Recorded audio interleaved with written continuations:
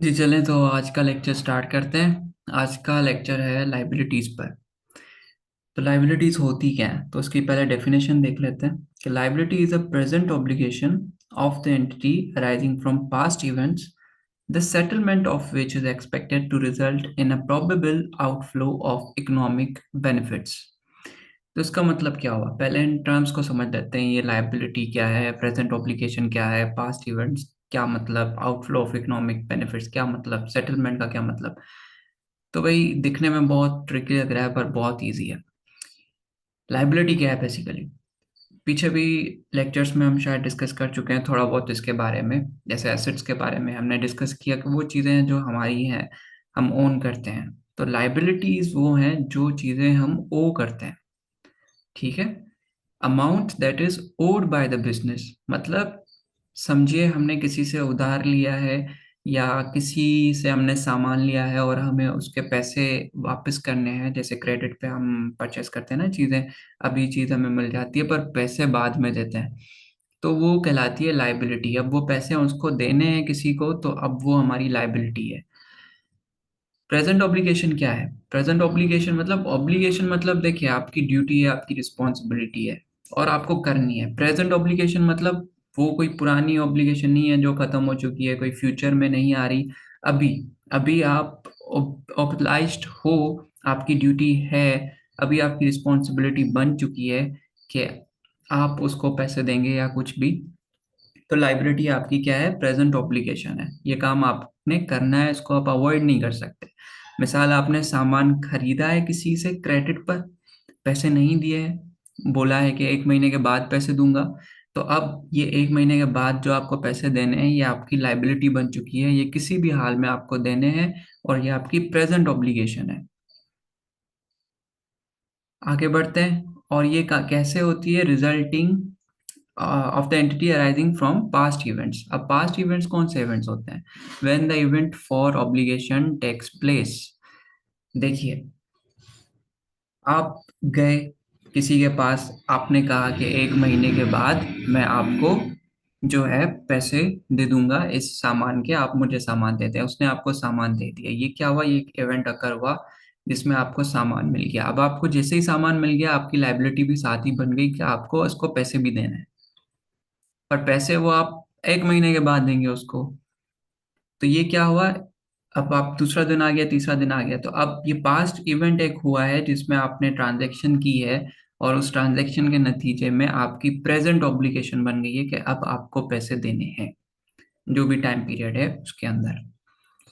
तो ये past events मतलब जिस टाइम पे ट्रांजैक्शन आपकी हुई, जिस टाइम पे ट्रांजैक्शन हुई तो उसी टाइम पे आपकी ऑब्लिगेशन भी बन गई, आपकी लाइबिलिटी भी बन गई।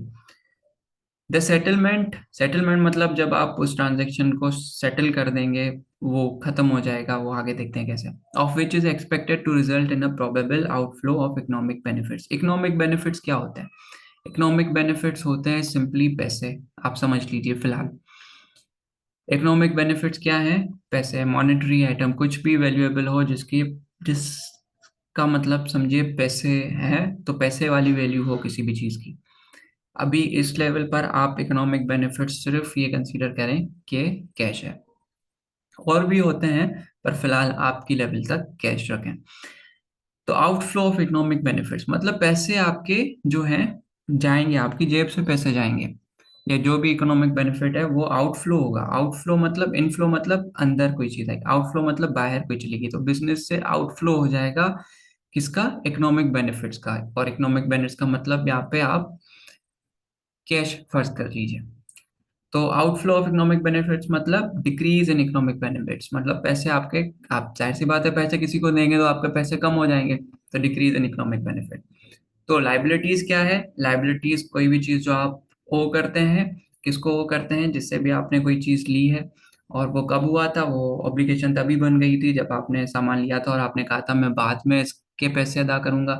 तो आपकी अब ये ड्यूटी है, रिस्पॉन्सिबिलिटी, अगर आपने नहीं दिया तो वो आप पे लीगल केस भी कर सकता है कि भाई इसने मुझे कहा था पैसे दूंगा, या हमारा कॉन्ट्रैक्ट वगैरह हुआ था और ये मुझे पैसे नहीं दे रहा। तो वो लीगल रिक्वायरमेंट भी है एक तरह से। और इससे क्या होता है, ये पास्ट इवेंट की वजह से अराइज होता है और इससे हमारा एक outflow of economic benefits probable हो जाता है कि ये चीज़ होगी, पैसे अब जाएंगे, अब हमने एक सामान ले लिया है, हमारी ऑब्लिगेशन बन गई है, अब हमें पैसा देना है। ठीक है, तो ये लाइबिलिटीज की डेफिनेशन है। सिंपली इसका मतलब आप ये समझ सकते हैं कि भाई पैसे जो भी हम ओ कर रहे हैं दूसरों को, मतलब हमें पैसे जो अदा करने हैं वो हमारी लाइबिलिटी है। तो ये डेफिनेशन अक्सर एमसीक्यूज में भी आ सकती है कि liability is a present obligation की जगह आपका लिखते हैं पास्ट ऑब्लिगेशन, तो वो भी गलत हो जाएगा, अब ये प्रेजेंट ऑब्लिगेशन ही होती है। और पास्ट इवेंट्स तो वो कहते हैं फ्यूचर इवेंट्स, तो ये कुछ भी हेरा फेरी इन लफ्जों में, आउटफ्लो को इनफ्लो करते हैं इकोनॉमिक बेनिफिट्स, तो इस तरीके से ये कुछ भी उल्टा सीधा कर सकता है डेफिनेशन को, और आपको चार ऑप्शन दे सकता है। तो आपको ये हल्की सी डेफिनेशन याद होनी चाहिए कि ये प्रेजेंट ऑब्लिगेशन है, पास्ट इवेंट से बनती है, अराइज होती है, और उसके रिजल्ट में क्या होता है, probable outflow of economic benefits, मतलब पैसे जाते हैं। ठीक है, अब आगे बढ़ते हैं। दूसरा टॉपिक इसका कि इसके दो टाइप्स है हमारे पास। आम करंट लाइबिलिटीज और नॉन करंट लाइबिलिटीज। जैसे करंट एसेट्स और नॉन करंट एसेट्स थे, अगर आपने वो वीडियो देखी है तो ये समझना और भी आसान हो जाएगा। करंट लाइबिलिटीज क्या है? करंट लाइबिलिटीज यहाँ पे देखिए, due for payment in a short period with in 1 year. ये 12 मंथ है, 1 ईयर क्या होता है, 12 मंथ होते हैं। तो 12 मंथ के अंदर आपकी कोई भी पेमेंट आप जो है वो पे कर देंगे, तो वो आपकी बन जाएगी करंट लाइबिलिटी। अगर आप 12 महीने के अंदर पे नहीं कर रहे हो, आप 2 साल के बाद, 3 साल के बाद, मतलब कुछ भी 1 साल से ऊपर टाइम ले रहे हो पेमेंट करने का, तो वो आपकी बन जाएगी नॉन करंट लाइबिलिटी। तो ये क्या है, due for payment in a short period mostly with in 1 year, और ये not due for payment with in a year, 1 साल के अंदर आपने ये नहीं पे करनी। देखिए 1 साल के अंदर अगर पे करनी है तो वो तो करंट लाइबिलिटी बन जाएगी ना। तो जो भी 1 साल से ऊपर टाइम होगा और उसके बाद आप पे करेंगे, तो वो आपकी नॉन करंट लाइबिलिटी है। अब इसके एग्जांपल्स क्या हैं? देखिए करंट लाइबिलिटी ट्रेड पेबल्स, जैसे हम सप्लायर से सामान लेते हैं ना कि भाई हमें सामान दे दो, उसके बाद हम आपको पैसे दे देंगे, तो उसका टाइम आमतौर पर 1 महीना, 2 महीना, 3 महीना, 6 महीना ज़्यादा से ज़्यादा इस तरीके से होता है, साल के अंदर ही होता है। ऐसा कोई भी नहीं होगा कि आपको सामान देकर बोलेगा ठीक है मुझे 10 साल के बाद इस सामान के पैसे दो, तो ऐसा कभी नहीं होता। तो ट्रेड पेबल्स क्या है आपके? ट्रेड पेबल्स हैं जो आप सामान मिसाल के तौर पे सेल करते हैं, तो वो आपने खरीदा है कि अब आप इसको आगे बेचेंगे, तो उसके रिजल्ट में जो आपकी लाइबिलिटीज बनती हैं वो कहलाती हैं ट्रेड पेबल्स। उसके बाद आगे चलते हैं बैंक ओवरड्राफ्ट। बैंक ओवरड्राफ्ट क्या है? देखिए बैंक जब भी कोई बिजनेस आमतौर पे कर रहा होता है ना, अपना उसका बैंक अकाउंट खुला हुआ होता है, तो अब देखिए बिजनेस के पास समझिए 100 रुपए थे, ठीक है, यहाँ पे मैं लिख देता हूँ, बिजनेस के पास 100 रुपीज थे। अब क्या हुआ कि 100 रुपीज तो थे इसके पास, पर अब इसको कोई सामान खरीदना है, ठीक है, समझिए ये एक बॉक्स है, ये इसको खरीदना है, पर ये बॉक्स जो है ये है 150 का। तो ये तो मसला हो गया, ये 150 का बॉक्स है और हमारे पास कितने पड़े हुए हैं बैंक में, 100 रुपए। तो अब बैंक आपको एक ऑप्शन देती है कि आप जो है 50 रुपए मुझसे ले लो एक्स्ट्रा। आपके अकाउंट में तो 100 रुपए है, पर आप भले बैंक से 150 रुपए ले लो, मतलब 50 रुपए एक्स्ट्रा ले लो, और आप अपना ये सामान खरीद लो। फिर ये जो 50 रुपए आपने बैंक से लिए, ये आपको बैंक को वापस करने पड़ेंगे बाद में, जब भी टाइम ड्यूरेशन का कभी भी बैंक आपसे मांग सकता है भाई मुझे 50 वापस कर दो, या अक्सर आपके पास जैसे ही अकाउंट में पैसे ज्यादा आते हैं तो फिर वो खुद ही कट जाते हैं। तो ये आपका क्या हो गया, नेगेटिव बैलेंस हुआ। आपको मिल तो गया, आपने सामान भी खरीद लिया, पर अभी आपके बैंक स्टेटमेंट में क्या, नेगेटिव बैलेंस शो करेगा। बैंक नेगेटिव बैलेंस बैंक में अगर हो तो उसको हम बैंक ओवरड्राफ्ट कहते हैं, कि जितने थे आपके पैसे उससे ज्यादा आपने निकलवा दिए, तो ओवरड्राफ्ट। तो अब जब आपके बैंक का बैलेंस आप चेक करोगे तो 100 रुपए तो होंगे नहीं, 50 रुपए बैंक ने आपको दिए थे, जिससे आपने 150 करके सामान खरीद लिया। अब जो 50 उसने बैंक ने एक्स्ट्रा दिए, ब्रैकेट्स का मतलब होता है नेगेटिव, तो अब वो नेगेटिव बैलेंस माइनस में आपके 50 रुपए पड़े हैं। अब मिसाल के तौर पे जब आप 100 रुपए वापस बैंक में जमा करवाएंगे ना, आपने तो 100 रुपए जमा करवाए हैं, पर 50 रुपीज पहले ही बैंक से उधार आप ले चुके हैं, ओवरड्राफ्ट ले चुके हैं, नेगेटिव बैलेंस है। तो अब आपके पास जो नेट बैंक बैलेंस बचेगा ना, वो बचेगा 50। क्यों? क्योंकि बैंक आपकी सगी तो नहीं है, आपके मामू का बेटा नहीं है जो आपको दे देगा खामखा 50 रुपए ले लो और आप वापस भी नहीं करोगे उसको वापस करने। तो अब जब आप बैंक को वापस 100 रुपए दोगे, तो फिर वो 50 रुपए अपने काट लेगा और आपके पास बचेंगे 50 रुपए। उम्मीद है कि ये समझ में आ गया होगा। इसको आगे भी हम डिस्कस करेंगे, सवाल होंगे इसके। तो फिर ये इजी आपको समझ आ जाएगा। फिलहाल बस ये समझ लीजिए कि ओवरड्राफ्ट होता क्या है। बैंक में अगर आपके पैसे नहीं है और आप ज्यादा पैसे निकलवाते हैं जितने अकाउंट में से उससे, तो जो भी आपने ज्यादा निकलवाया वो आपके as a bank overdraft count होंगे, as a negative balance count होगा। तो ये भी क्या है, करंट लाइबिलिटी। करंट लाइबिलिटी क्यों है? करंट लाइबिलिटी हमने पढ़ा 1 ईयर के अंदर ही देना होता है, तो ये जल्दी से दे देंगे। ऐसे नहीं कि बैंक से आपने एक्स्ट्रा पैसे निकाले और फिर 5-6 साल बाद आप दूसरे पैसे बैंक में डाल रहे हैं, ऐसा नहीं होता। तो ये जल्दी से ही कवर हो जाता है। उसके बाद टैक्स लाइबिलिटी क्या है? टैक्स लाइबिलिटी क्या है? टैक्स लाइबिलिटी हर साल हमें देनी होती है, टैक्स अथॉरिटी को टैक्स भरना होता है।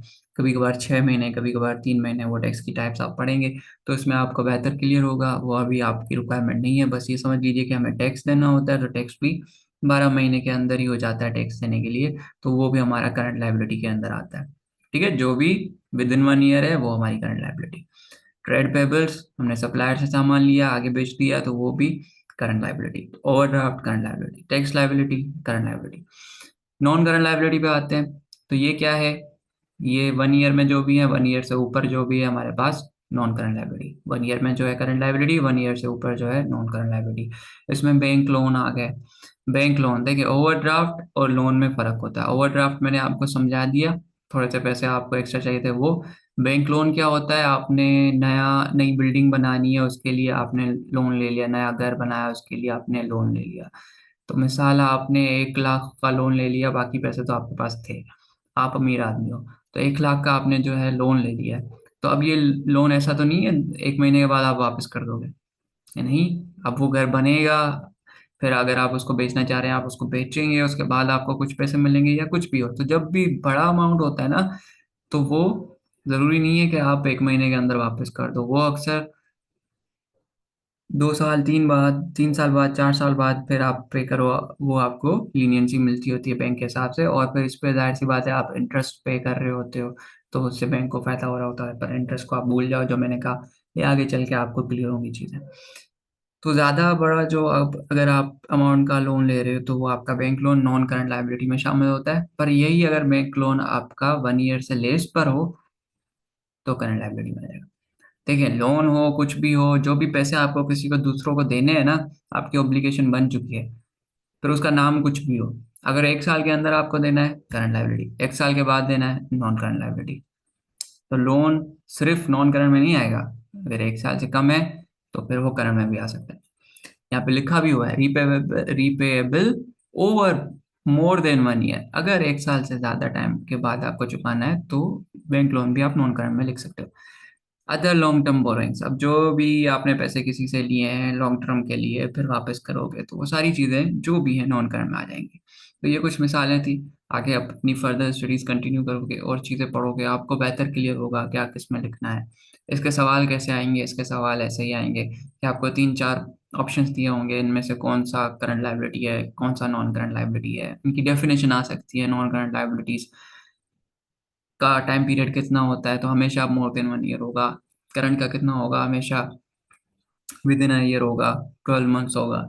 तो इससे मेरे ख्याल से बहुत इजी टॉपिक है, और आप इजीली इसके एमसीक्यूज भी कर सकते हैं। बाकी एसेट्स के मुकाबले में ये थोड़ा ज़्यादा आसान है। एसेट्स में फिर भी था कि हमें सोचना पड़ता था भाई कौन सी चीज़ हम बिजनेस के अंदर इस्तेमाल करते हैं, कौन सी चीज़ हम ट्रेड के लिए इस्तेमाल कर रहे हैं, नॉन करंट क्या है, करंट क्या है। पर यहाँ पे हमारा सारा मसला ही हल है। हमें सिर्फ टाइम पीरियड देखना है, अगर पैसे हमें चुकाने हैं साल के अंदर तो करंट, साल के बाद तो non current. Thank you very much for watching.